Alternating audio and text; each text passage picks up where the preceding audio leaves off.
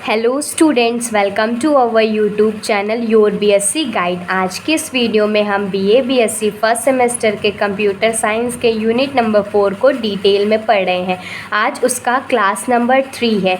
इसके पहले की यूनिट नंबर 4 की 2 क्लासेस हो चुकी है जो कि मैंने चैनल पे अपलोड कर दी है। अगर आपने नहीं देखी है तो BA BSc first semester computer science की प्लेलिस्ट बनी हुई है, आप वहाँ से जा कर के देख सकते हैं। यहाँ तक कि इसका सिलेबस, इसका यूनिट नंबर 1, 2 और 3 मैंने बहुत ही डिटेल में पढ़ा करके उसका मोस्ट इम्पॉर्टेंट क्वेश्चन और आंसर्स भी प्रोवाइड कर दिए हैं। अगर आपको ये सारी वीडियोस को देखना है तो आप प्लेलिस्ट वाले सेक्शन पे जाइएगा मेरे चैनल पे।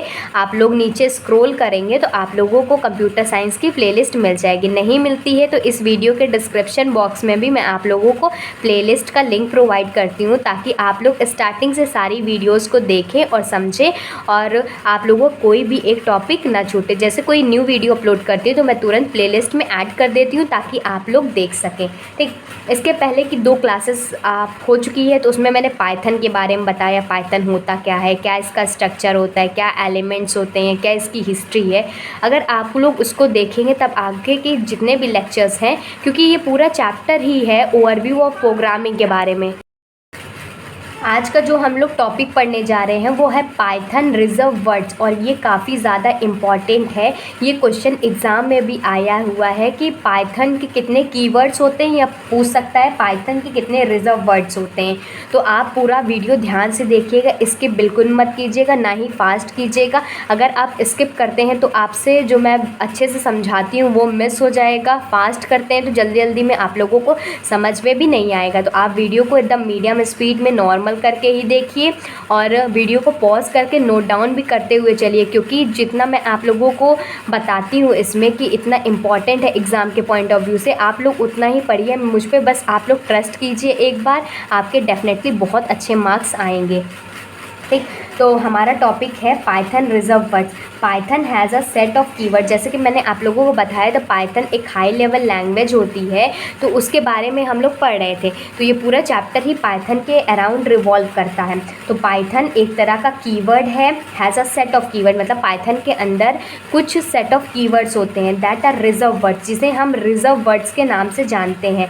That can not be used as variable name, जिसे हम लोग वेरिएबल नेम की तरह यूज़ नहीं कर सकते। मैं आप लोगों को हिंदी में ही इसलिए समझाती हूँ ताकि आप लोगों को अच्छे से समझ में आ जाए और अपनी लैंग्वेज में आप लोग बना करके भी लिख सकें। ठीक, ये नहीं होता कि पूरा का पूरा आप लोग बुक की ही लैंग्वेज लिखनी है, आप लोग अपने से भी बना करके लिख सकते हैं। तो इसीलिए मैं आप लोगों को पूरा अच्छे से लेक्चर समझाती हूँ।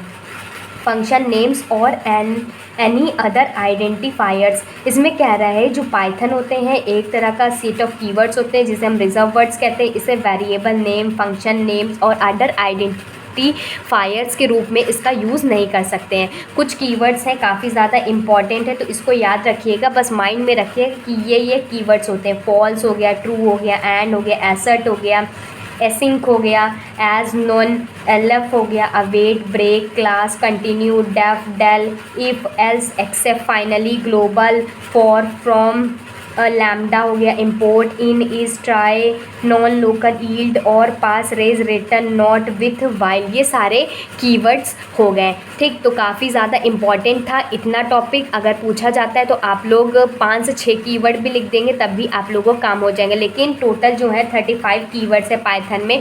ये क्वेश्चन एमसीक्यूज़ में भी बन सकता है। अब नेक्स्ट टॉपिक देखते हैं। ये जो मैंने अभी कीवर्ड्स आप लोगों को बताएं बस इसी का इसमें एक एक दिया गया है और एग्जांपल दिया गया है। जैसे ट्रू और फॉल्स का क्यों यूज़ करते हैं, ट्रू और फॉल्स का जहाँ पर यूज़ करते हैं जहाँ पर कोई सही वैल्यू या गलत वैल्यू बताई जाती है। तो ट्रू और false are truth value in Python. Python में इसे सच्ची वैल्यू कहा जाता है, क्योंकि ट्रू वही होता है जो सच होता है और फॉल्स जो गलत होता है। They are the result of comparison operator and logical operation. ये मतलब रिजल्ट होते हैं किसका, जब हम किसी कंपैरिजन करते हैं या किसी लॉजिकल फॉर्म में देखते हैं, ऑपरेशंस को लगाते हैं, तो इसका यूज़ करते हैं। जैसे एग्जांपल के तौर पे देख लीजिए कि 1 हमारा इक्वल होता है 1 का, तो ट्रू है। 5 हमारा 3 से बड़ा होता है, ये भी ट्रू है। लेकिन 10 हमारा क्या 1 से छोटा होता है, क्या नहीं होता ना, फॉल्स है। अगर ट्रू प्लस 2 करते हैं तो 2 आता है कि नहीं आता है, तो ये क्या है, इसमें देखिए अगर ट्रू प्लस ट्रू करेंगे तो ट्रू आएगा, तो यही चीज़ है कि जो हमारा सही है वो हमारा सही है। अगर इसमें कह रहा है कि ये बड़ा है और फॉल्स प्लस ट्रू 1 आता है, फॉल्स प्लस फॉल्स 0 आता है, ट्रू प्लस फॉल्स 1 आता है, तो ये सारी चीज़ दी गई हैं। इसमें नन का भी यूज़ है। नन क्या होता है? नन एक तरह का स्पेशल कॉन्स्टेंट होता है पाइथन का, जो कि रिप्रेजेंट करता है absence of a value of null value. मतलब कोई भी नल जो वैल्यू होती है उसको रिप्रेजेंट, जैसे नल इज इक्वल टू 0, क्या ये फॉल्स होता है? नहीं। नल इज इक्वल टू क्या ब्रैकेट होता है? नहीं। Null is equal to true होता है क्या? नहीं। ये सारी चीज़ें नहीं होती हैं। ठीक, तो ये सारी चीज़ें इसमें दी गई हैं। आप लोग इसको पढ़ना चाहें खुद से भी पढ़ सकते हैं। फिर उसके बाद आ जाते हैं यहाँ पर, स्क्रीनशॉट लेना चाहें तो ले सकते हैं, पढ़ लीजिएगा। बाकी जितना मैं आप लोगों को पढ़ा रही उतना नोट डाउन करते हुए चलिएगा।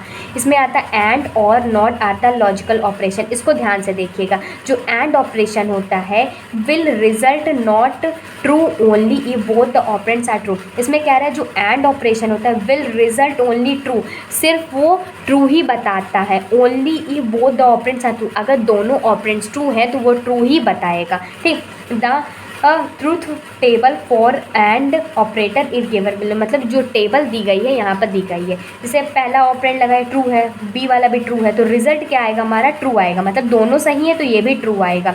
अगर एक ट्रू है एक फॉल्स है तो आंसर हमेशा फॉल्स आएगा। जैसे हम पॉजिटिव, जैसे हम लोग साइंस में पढ़े हैं ना, पॉजिटिव पॉजिटिव क्या आता है? पॉजिटिव आता है। और पॉजिटिव और फॉल्स को नेगेटिव ले लेते तो नेगेटिव आता है। अब इसमें फॉल्स है, नेगेटिव है, एक पॉजिटिव है, तब भी हमारा नेगेटिव आता है। तो कुछ इसको हम लोग डेली लाइफ से या कुछ साइंस के फॉर्मूला से, ट्रिक्स से इसको अच्छे से समझ सकते हैं। आप लोगों ने क्लास 12th में साइंस तो पढ़ा ही होगा ना, तो मतलब फिजिक्स केमिस्ट्री में तो चार्जेस के बारे में तो पढ़ा ही होगा। तो यही चीज़ें, अगर हम पॉजिटिव पॉजिटिव करते हैं तो पॉजिटिव आता है, वैसे इसमें ट्रू ट्रू करेंगे ट्रू आएगा, ट्रू फॉल्स करेंगे तो फॉल्स आएगा, फॉल्स ट्रू करेंगे फॉल्स आएगा, फॉल्स फॉल्स करेंगे फॉल्स आएगा। क्योंकि नेगेटिव नेगेटिव हमेशा पॉजिटिव बन जाता है, लेकिन इसमें नेगेटिव है एज अ केस में। मतलब पॉजिटिव सिंबल ऐड होता है लेकिन साइन तो हमेशा नेगेटिव का लगता है।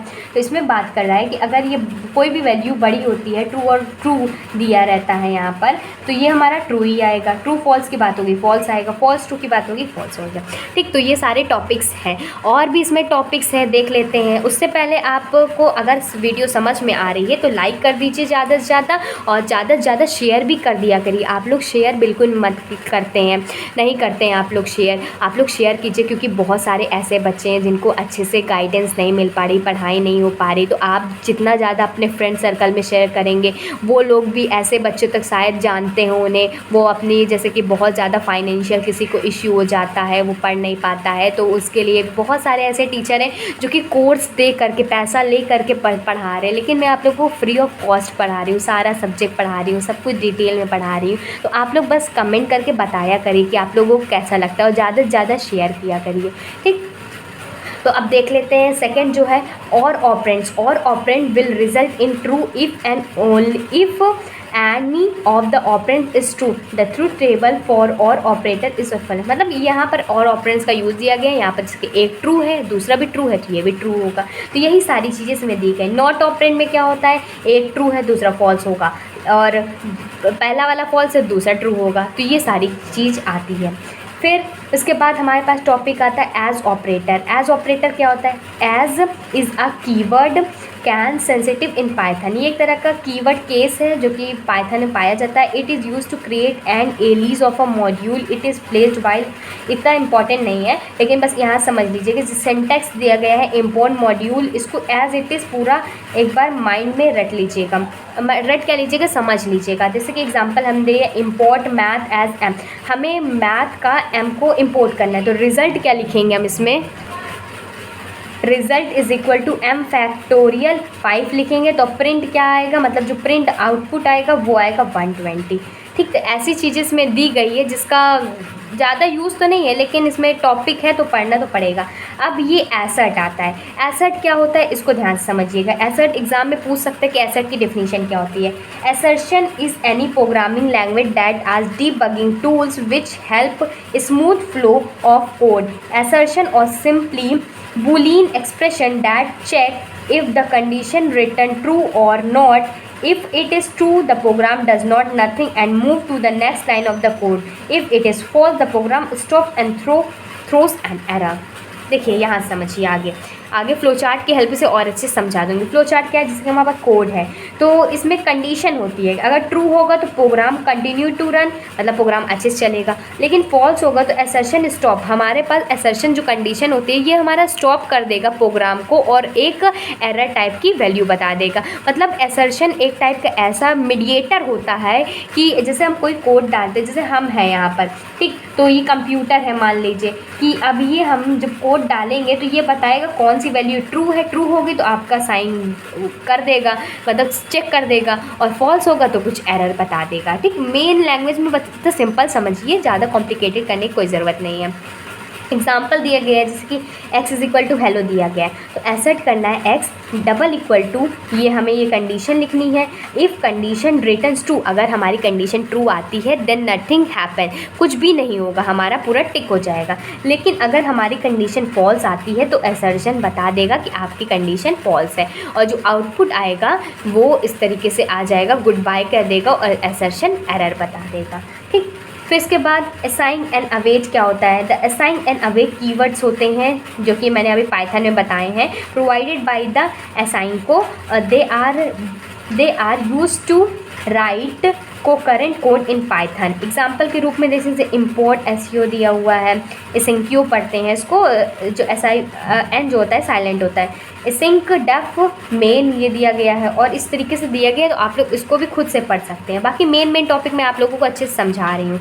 ब्रेक एंड कंटिन्यू क्या होता है। Break and continue are used inside for and while loop after their normal behaviour. Break will in the smallest loop and it is control of the statement immediately close the loop continue. देखिए, break and continue का मतलब होता है जिसके हमने कोई programme लिखा, तो अगर कुछ टाइम पे हमें चेकआउट करना होता है कि क्या हमें यहाँ पर ठीक है कि नहीं, तो वहाँ पर क्या होता है, उसके अंदर लूप में जाता है, प्रोग्राम को चेक करता है, कंट्रोल करता है, देखता है कि क्या वहाँ पर मतलब ब्रेक लेता है, टाइम लेता है वहाँ पर कर जा कर के, अगर सब कुछ सही होता है तो उसको कंटिन्यू कर देता है। तो यही चीज़ होती है, सिंपल सी भाषा में यही समझिए। आगे देखते हैं इसमें, जैसे कि कुछ यहाँ पर दिया गया है, एक एग्जाम्पल के रूप में यहाँ से दिया गया है, देख ले, जैसे एग्जाम्पल दिया गया है, ये एग्जाम्पल हमारे पास दिया गया है, इसका देखिए आउटपुट कैसे रिजल्ट आएगा, 1 से लेकर के 10 तक वैल्यू। एक एग्जाम्पल दिया गया 1 से लेकर के 11 तक value, i is equal to 5। तो जब i 5 है तो मतलब इसमें हमें कम करना है, एक वैल्यू को कम कर देंगे, 1 2 3 4 5, और यहाँ पर 11 तक था तो उसमें कर दिया था।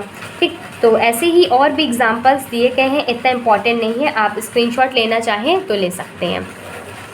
फिर इसके बाद डेफ क्या होता है। Def is use to define a user defined function, मतलब डेफ का यूज़ किया जाता है, यूज़र को बताता है कि आप फंक्शन को किस तरीके से डिफाइन करते हैं। जैसे सिंटैक्स दिया गया है, डेफ फंक्शन यहाँ पर है, डैश है, फिर नेम है, फिर पैरामीटर है। तो एग्जांपल के रूप में दे रहे def example a is equal to 1, तो प्रिंट क्या करेगा, I am Python expert. Else print कर सकता है कि Python is difficult language, output हमारे पास क्या आएगा, Python, I am a Python expert. और इसी तरह डेफ की जब बात डल दिया, ये सारे एलिमेंट्स हैं जो कि मैंने अभी आप लोगों को बताए हैं, उसको डिटेल में बता रही हूँ, वही चीज़ सारी चीज़ें हैं। डेल का देख लीजिए, आप लोग अच्छे से देख लीजिए, स्क्रीनशॉट ले लीजिए, पढ़ लीजिएगा। ठीक है, तो आज वीडियो बस इतनी ही रखते हैं, वीडियो ज़्यादा लंबी नहीं करते हैं, आप लोगों को भी प्रॉब्लम ना हो। मैं आप लोगों को एक दिन में 2 से वीडियो प्रोवाइड करने की कोशिश कर रही हूँ, तो मैं चाहती हूँ बहुत ज़्यादा लेंदी आप लोगों के लिए ना हो, टॉपिक अच्छे से समझ में आ जाए, टाइम भी कंज्यूम ना हो। बाकी मेरे चैनल पे आप लोगों को फिजिक्स, केमिस्ट्री, मैथमेटिक्स, इंग्लिश और कंप्यूटर साइंस के लेक्चर्स मिल जाएंगे, और ज़्यादा से ज़्यादा प्लीज़ शेयर कीजिएगा, ठीक, ज़्यादा से ज़्यादा।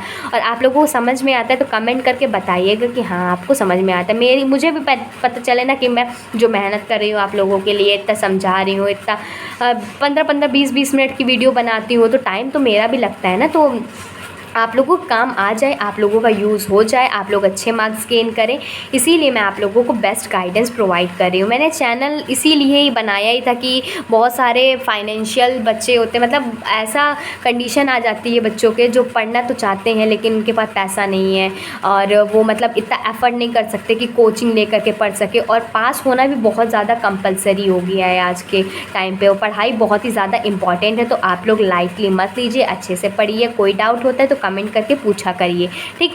तो good bye and stay safe.